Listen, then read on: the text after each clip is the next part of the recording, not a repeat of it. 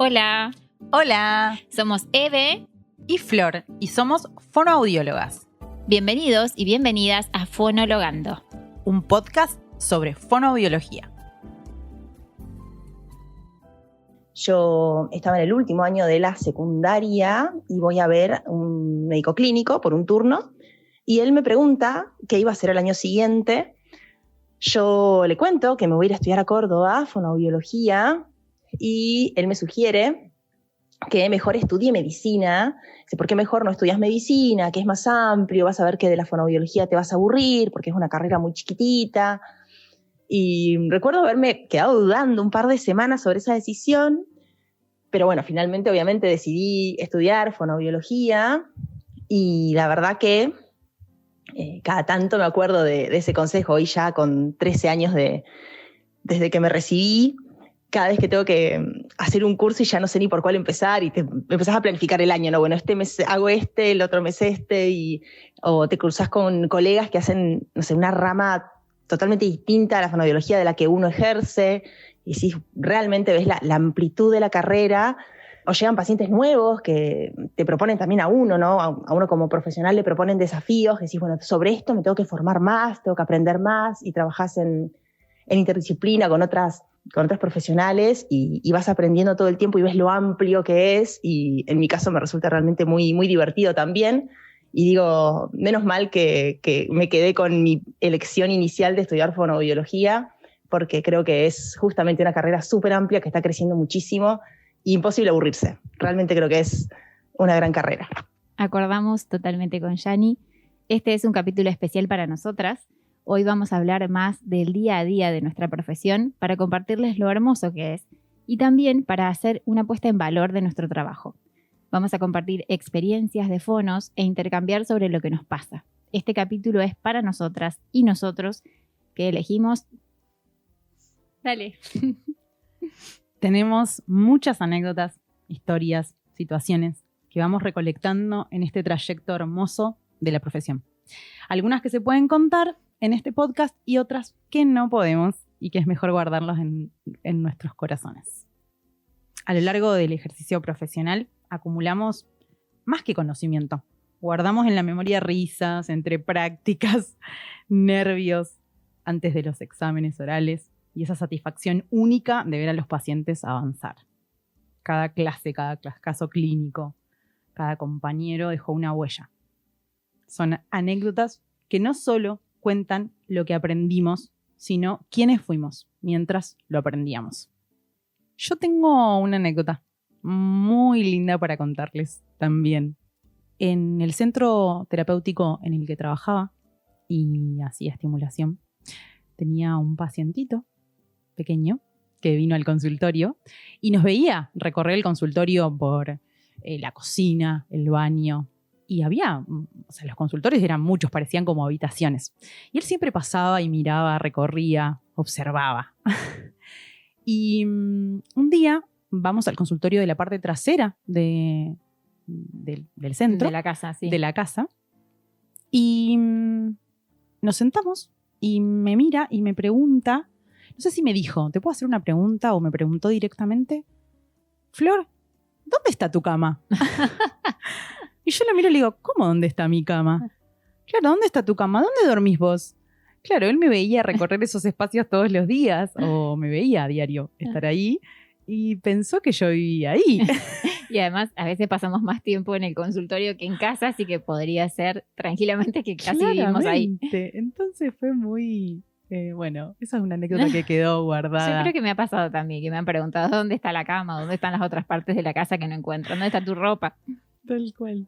Muy divertido. ¿Vos, amiga, tenés alguna anécdota para contar?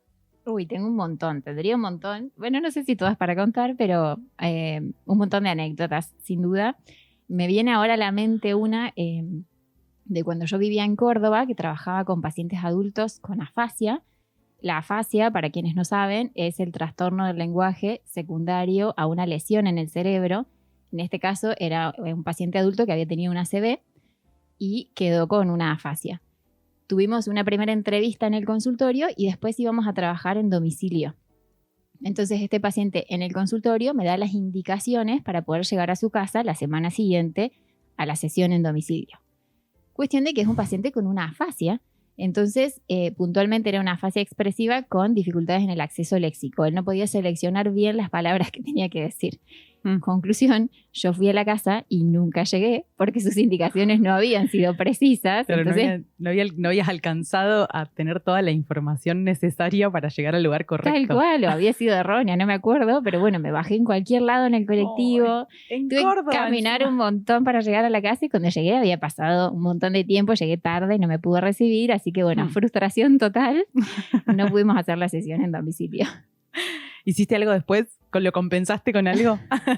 Y por un lado, revisé los objetivos terapéuticos y dije, bueno, esto hay que trabajarlo sí o sí, y después fui y me compré medio kilo de helado para bajar la frustración y sentirme un poco mejor.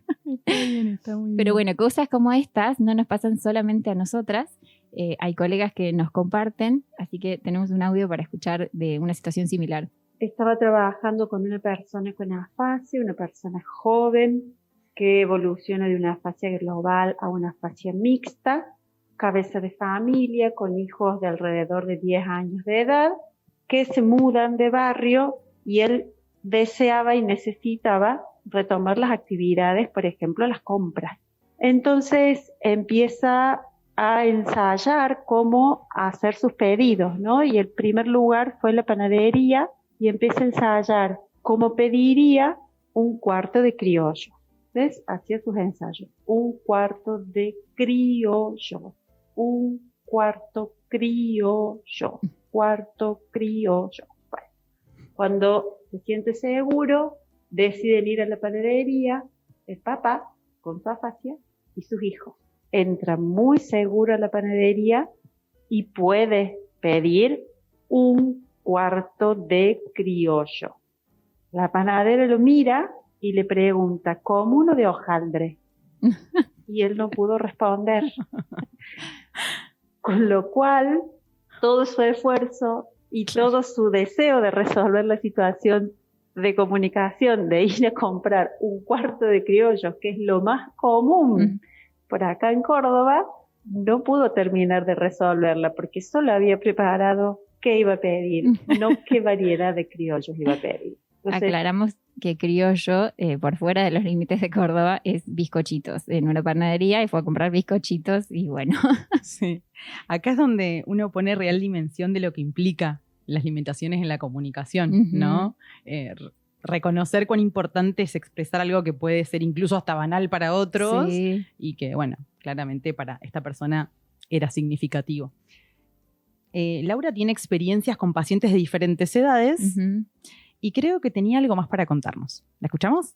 Otra anécdota me pasa con una paciente de 10 años aproximadamente, con un déficit lingüístico consecutivo o consecuencia de su condición intelectual, de su discapacidad intelectual, que recordaban siempre los cumpleaños. Entonces le tocaba su sesión el día de mi cumpleaños, ni bien abro la puerta, me saluda, ¡feliz cumpleaños, Laura! Laura. Le salía. Le salía la R. ¡Oh, gracias! Me dice, Laura, ¿cuántos años cumplís? Y yo, sin saber muy bien qué decirle, se me ocurre hacerle la broma y le digo, 15, cumplo 15. Ella, que tenía entre 10 y 12 años, sus hermanas estaban cumpliendo 15, 16. Asoció. Queda quieta, me mira y claramente lo que yo le decía no reflejaba la realidad. No coincidía. Entonces, se detiene un momento y me dice, ¡qué barato, Laura! Ella quería decirme que se daba cuenta que no era real, que yo cumplía 15, que 15 eran muy pocos, pero no pudo usar una expresión más adecuada para esto y usó otra que generalmente se usa cuando es poco, que era ¡qué barato! Estamos teniendo igual años un poquito más caros nosotros. Sí, claramente. Voy a contar una anécdota de cuando yo era recién, casi por recibirme, era una joven, bella mujer, estaba haciendo unas pasantías tenía en un sanatorio de mi queridísima ciudad cerca. Rosario siempre estuvo cerca. Ay, perdón, me fui. Gracias, Fito. Bueno, como les contaba, estaba haciendo una pasantía y estaba tratando a un niño que tenía un rotacismo, quiere decir que no pronunciaba bien la R. Una nena ya grande, como de 8 años. Bueno, y la verdad que daba un trabajo tremendo, no iba ni para atrás ni para adelante, yo ya estaba recontra... El temor de las fonos. Ansiosa. Y mi profe, que había sido también era mi tutora de tesis, ella era la jefa del servicio de fono de ese sanatorio y me decía, no, pero bueno, paciencia, pero no le encontrábamos la vuelta. Bueno, y siempre charlábamos con la mamá, cuando lo traía, la entrevista la hicimos con la mamá, después otro día venía la abuela a traerlo a la sesión, y el nene tenía una R bien atrás, bien francesa. Cuando viene el padre, buenas tardes, un día que vino el papá, entonces nos sentamos y le digo al papá, bueno, va a ser muy difícil que podamos revertir esta R, aunque el nene venga 2 veces por semana a fono, porque tiene el papá ahí un refuerzo constante. Y el papá dice, la verdad, a mí no me preocupa que tenga esa R, es igual a la mía. Si Cortázar pudo ser Cortázar con su R, nosotros también. A lo sumo nos iremos a vivir a Francia. Y bueno, medio que ahí terminó el tratamiento. Bueno, sí, ya está. Feliz de Totalmente compartir la R. este día, nuestro día, el 12 de mayo, el Día de la Fonoaudiología. Es una profesión que amo y un saludo enorme, enorme a las chicas que hacen este podcast. Las quiero, un beso a todas las fonoaudiólogas y los fonoaudiólogos que hacen de esta profesión cada día sea más bella. Adiós. Gracias, Silvi. Bueno, en buena hora que este padre prefirió mudarse a Francia antes que modificar la pronunciación de la R de su hijo, ¿no? Creo que igual le salía más barato el tratamiento con la fono que la mudanza a Francia, pero bueno. Claramente. Bueno, y es así. Cuando trabajamos con niños y conocemos más a las familias, entendemos mejor el contexto y a nuestros pacientes en definitiva, ¿no? Sí, tal cual. También es real que en muchos casos se forman vínculos fuertes con las familias y lo que va pasando nos interpela a nivel personal siempre. Me pasó cuando tuve que dejar el primer trabajo, el primer consultorio en el que trabajé, el primer equipo, decidí al año, más o menos, irme y quedarme solamente en el segundo consultorio donde estaba, que es en el que estoy actualmente. Y recuerdo, había una familia, una paciente que a mí me marcó muchísimo, que creo que también fue quien hizo que me empezara como también a formar mucho más en autismo, en comunicación.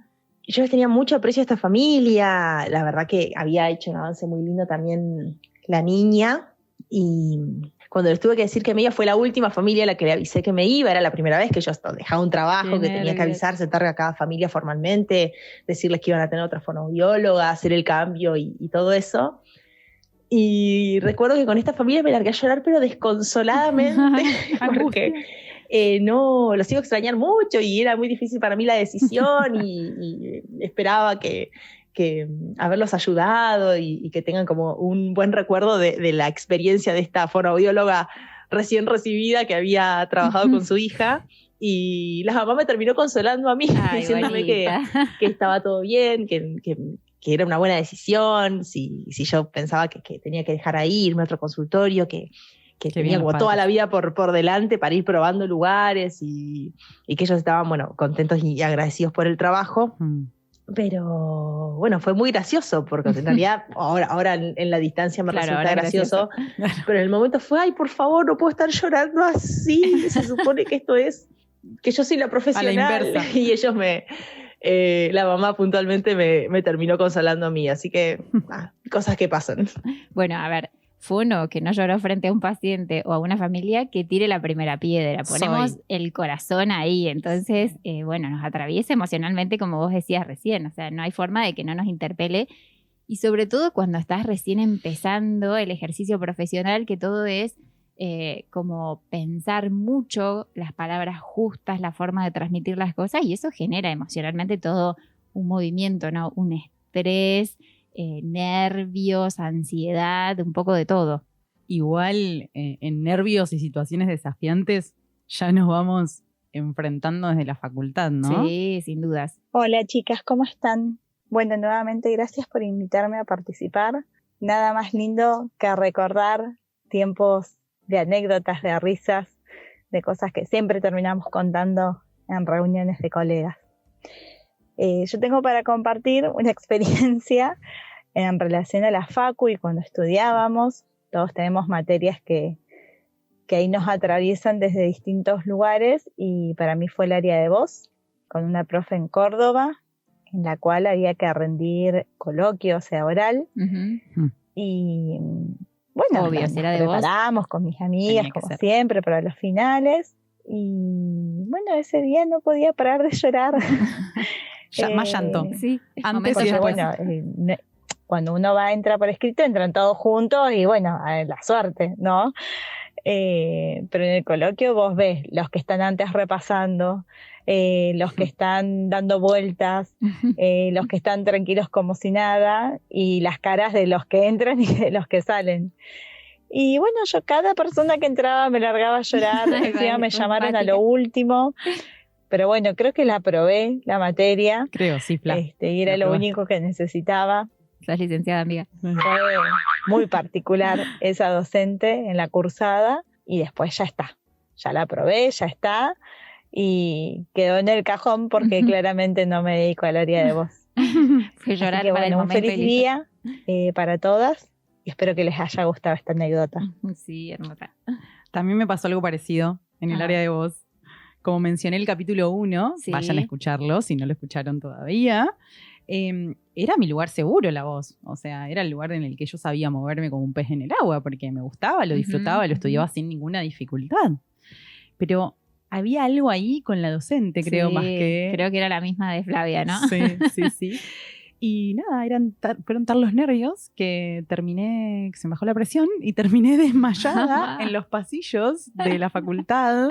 Desmayada, o sea. Servicio de Sí, emergencia, no, caos. escándalo. Sí, tremendo. Fue muy, muy incómodo. Es que nos pasa de todo en la facultad. Es como la vida misma, pero vivida de forma muy intensa, además porque sos joven. Entonces hay como otras energías. Lo bueno es conocer gente. Bueno, nosotras nos conocimos ahí, entonces gracias a la facultad existe Fonologando. Exacto. Y está bueno también esto, ¿no? Como de encontrar gente con puntos en común que te ayude un poco a hacer sostén. Hola, soy Rodri, del capítulo 3. Mi anécdota tiene que ver con el ingreso a fonobiología, y no particularmente sobre las materias y lo que rendimos, sino que justo el último día, nosotros ya habíamos estado como un mes y medio, creo que dura el curso, Sí. ya habíamos, uno ya había conocido gente, ya había formado grupos de estudio, personas con las que te ibas relacionando todas esas semanas Y si te ves todos los de días, preparación para poder rendir. Y fue justo el último día, creo que estábamos entregando el examen, en donde escuché una charla de un grupo de chicas atrás mío, en donde una decía que no veía la hora que se terminara el examen para poder volver a Cipolletti, que es de la ciudad de donde soy yo, Ajá. porque ya había pasado mucho tiempo. Fue una alegría inmensa escuchar eso. No está bien escuchar conversaciones ajenas, pero bueno, estábamos Bueno, pero cerca, esto lo ameritó. porque jamás me había imaginado que había alguien más de Cipolletti, que para Minúsculo. quien no conoce, dentro de todo todavía es una ciudad pequeña, y poder compartir no solamente eso que estábamos estudiando, sino este lugar de origen. Y nunca tuvimos, digamos, la suerte de formar parte como del mismo grupo de estudio, pero sí el saber que estaba y el poder, digamos, tener a alguien de tu lugar tan lejos, porque nos tuvimos que ir a Córdoba a estudiar, era algo como muy gratificante y muy tranquilizador a la misma vez, porque sabías que alguien más allá del estudio, alguien más estaba pasando lo mismo en cuanto a la distancia, al estar estudiando tan lejos. Así que, bueno, esa es mi anécdota, un poco emotiva, de alguien que se convirtió en una amiga después, que es Janina Panuska, que también estuvo con ustedes. Que también está Y ahora. bueno, no quería dejar de participar y contarles esta pequeña historia. Saludos y feliz día. Qué lindo es encontrar personas que están en la misma que uno. Acompañarse, sostenerse para contrarrestar esa sensación de ser pequeño en un monstruo como es la universidad, ¿no? Y para nosotras, en esa época también fue la época de Rodri, más o menos, y de Yani, en donde no estaban nucleadas en un mismo edificio todas las aulas No. de la escuela de fonobiología. Hoy, por suerte, creo que sí. Entonces tenías que caminarte toda Ciudad Universitaria para ir buscando. Entonces realmente era como un universo bastante Bueno, gigante. para las que amamos y disfrutamos de esta carrera, de esta profesión que es la fonoaudiología, yo pensaba en una nota en común que creo que podamos llegar a compartir entre todos, es el gran abanico de oportunidades y posibilidades que nos presenta. Sin darnos cuenta, ya desde los años nuestros de estudio, en la Universidad Nacional de Córdoba, nos tocaba cursar materias, por ejemplo, acústica y psicoacústica en aulas del FAMAF, de la universidad, en donde se dictan carreras altamente vinculadas con las ciencias exactas. Todo moderno también. Y bueno, y compartíamos esos pasillos con los estudiantes de estas carreras, donde el perfil nada que ver con el nuestro, Claro. y medio como que nos hacía pensar que estábamos estudiando físico nuclear. Pero bueno, así se mantiene, yo creo, hasta el día de hoy, hasta la etapa esta en la cual ya nosotras estamos trabajando de esto que hemos estudiado, el compartir diferentes espacios de trabajo con diferentes ramas de la medicina, de la educación. Amamos esto que hacemos, yo creo, porque eso nos presenta la posibilidad de reinventarnos, de conocer nuevas áreas, nuevas aristas de esta profesión, y esta cualidad que tiene del dinamismo, yo creo que nos atrae todas y nos presentan día a día nuevos desafíos. Así que bueno, me quedo con esto de la fonoaudiología, que es algo hermoso y que me hace amarla cada día más.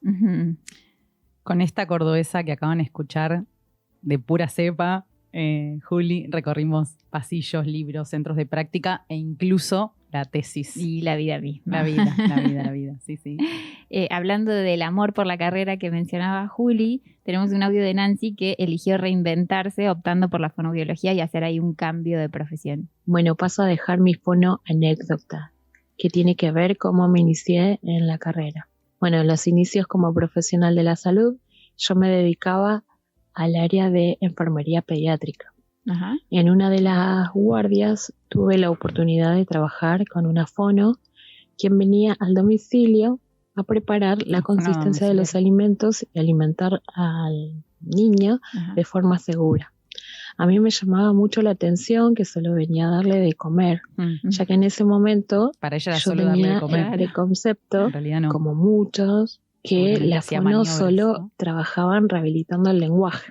Entonces ella empieza a contarme su área de desempeño en rehabilitación de la deglución, y también me empieza a comentar otras áreas donde se podía desempeñar una fono. Yo quedé maravillada con cada relato que ella me hacía de las diferentes áreas de intervención. Bueno, y en los próximos encuentros me detallaba paso a paso qué realizaba con nuestro paciente, cómo era lo que estaba realizando y demás. Y en uno de esos encuentros, bueno, empezamos a charlar y a ahondar un poco más, y me dice que sería lindo que, si me interesaba, indague más sobre la carrera y sobre la profesión. Así que, bueno, al siguiente año eso quedó latente en mí, pensando todo lo que me había contado ella y cómo me había narrado, ¿no? Su profesión.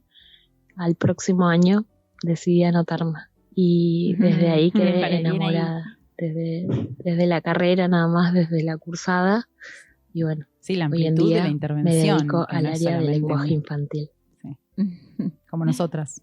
Bueno, todos tuvimos ahí algún fono que nos inspiró, así que gracias a esa fono que inspiró a Nancy. Sí. Esperamos que hayan disfrutado de este capítulo tanto como nosotras, que les haya servido para que conozcan un poquito más de lo que hacemos, y tal vez incluso algo de lo que compartimos sirva de motivación para que algunas personas estén pensando qué estudiar, o para quienes estén dando sus primeros pasitos. Ojalá motivemos ahí. Todavía somos pocos fonos en Argentina, y siempre es bueno que más personas se sumen y seamos más. Sobre todo en la Patagonia, que es muy grande y necesitamos más gente por acá. Así que si alguien quiere sumarse, nos contactan y hacemos red. Gracias enormes a Yani, Laura, Rodri, Silvina, Flavia, Juli y Nancy por ser parte de este capítulo. Gracias especiales a Simón, nuestro productor, operador y editor estrella, que hoy nos acompañó en la grabación. Feliz día a todos y todas las fonos, que sigamos eligiendo esta hermosa profesión, que sigamos ejerciéndola con respeto, ética, compromiso y responsabilidad. Déjennos sus comentarios del capítulo, porfa. Pueden escucharnos y seguirnos en Spotify y en YouTube. Y en Instagram nos encuentran como fono.logando. Hasta la próxima. Hasta la próxima. Feliz día y gracias. Gracias a todos. Ven tú, que te toca a ti. Cultura colectiva.